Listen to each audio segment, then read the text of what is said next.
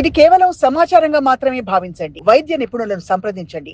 ఈ హాస్పిటల్స్లో acute care beds కానీ ఐసీయూ ఆ బర్డెన్ లోడ్ తగ్గించడంతో పాటు ఫ్యామిలీస్కి ఎలా డీల్ చేయాలో తెలియని వాళ్ళకి ఒక ట్రాన్సిషనరీ సపోర్ట్ సిస్టమ్ ఇవ్వడం, పేషెంట్కి కూడా బహుశా రికవరీ వైపు అడుగులు వేయడానికి మీరు ఒక ప్లాన్ రోడ్ మ్యాప్ ఇవ్వడం, ఇక్కడ మీరు వస్తారు. అబ్సల్యూట్లీ అండి, కరెక్ట్గా చెప్పారు. అది అక్యూట్ కేర్ బెడ్స్ ఇప్పుడు మనకి it is a complementary to acute care beds. Logically acute care bed మీద వాళ్ళు ఒక 5, 6, 7 days స్పెండ్ చేస్తే మన యావరేజ్ లెంగ్త్ ఆఫ్ స్టే మన హాస్పిటల్స్లో నేషన్ వైడ్ తీసుకుంటే 4.5 days అండి. అంటే యావరేజ్గా 4.5 days తర్వాత కంప్లీట్ రికవరీ రావాలి అని అంటే కొంచెం సపోర్టివ్ కేర్ ఉండాలి. రైట్. మేజర్ ఎయిల్మెంట్ కాకపోతే ఇంటికి వెళ్ళొచ్చు, దే కెన్ హోమ్ కేర్, వాళ్ళు ఏదన్నా రిసార్ట్ అయ్యి వాళ్ళు they can ask somebody to come home చేయొచ్చు అది. కానీ కొంచెం కాంప్లెక్స్ కండిషన్స్కి ఈ ట్రాన్సిషనల్ కేర్ అవసరం పడుతుంది. అక్కడ మెడికల్ సూపర్విజన్ ఉంటుంది, physiotherapy, skilled nursing facility, some bed side assistance, nutritional support, occupational therapist support, ఇలా రకరకాల డివిజన్స్ ఉంటాయి. వీళ్ళందరూ కెన్ హెల్ప్. డాక్టర్ అంటే మనందరికీ తెలుసు సార్, ఒక నమ్మకం. అవునండి. సో వాళ్ళ డాక్టర్లు వాళ్ళకి ట్రీట్మెంట్ ఇచ్చుంటారు ఎక్కడో మెయిన్ హాస్పిటల్లో. అవునండి. సో వాళ్ళతో కూడా మీరు అనుసంధానం అయ్యి చెప్తూ ఉంటారా updates, are your completely separate unit? లేదండి, అది చాలా ముఖ్యం. అది వాళ్ళు అక్యూట్ ఎమర్జెన్సీ టైంలో ఎలా ట్రీట్ చేశారో ఆ కంటిన్యూటీ ఆఫ్ దట్ కేర్ ఇక్కడ కావాలి. అది రైట్. లాజికలీ ఫస్ట్ ఏమవుతుందంటే అది బాగా సివియర్ ఇంటెన్సివ్ కేర్ ఉంటుంది అక్కడ హాస్పిటల్స్లో. తర్వాత ఆ 4, 5, 6 days తర్వాత కొంచెం ఆ ఇంటెన్సిటీ ఆఫ్ కేర్ తగ్గుతుంది.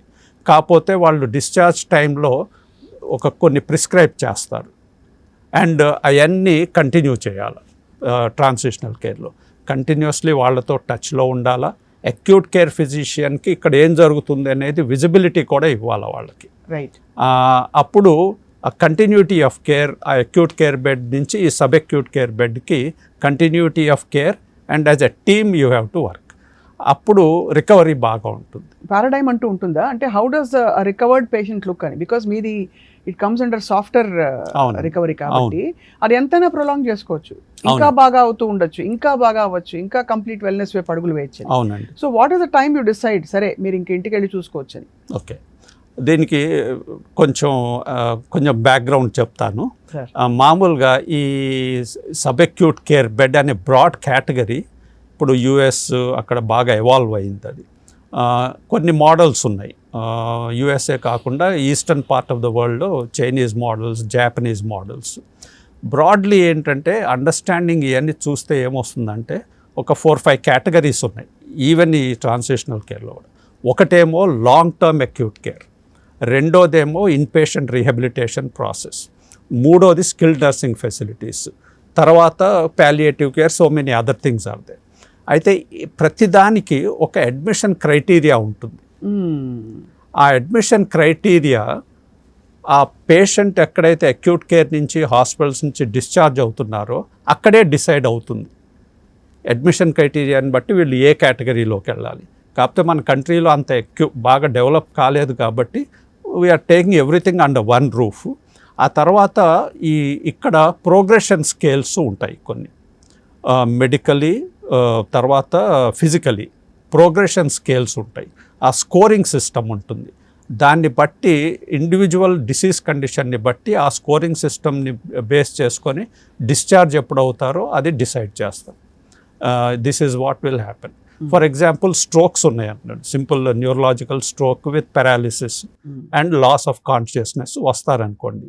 ఆ కాన్షియస్నెస్ ఏ స్టేజ్కి రావాలా? జీసీఎస్ అని గ్లాస్గో కోమా స్కేల్ ఉంటుంది.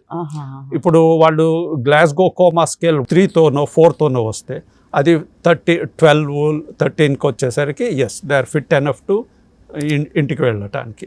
అలాగే కొంచెం బార్తోలిన్ ఇండెక్స్ అవి రకరకాలు ఉంటాయి, బార్తల్ స్కోర్స్ అని వేరియస్ స్కోరింగ్ సిస్టమ్స్ ఉన్నాయి. దాన్ని బట్టి డిసైడ్ చేస్తారు.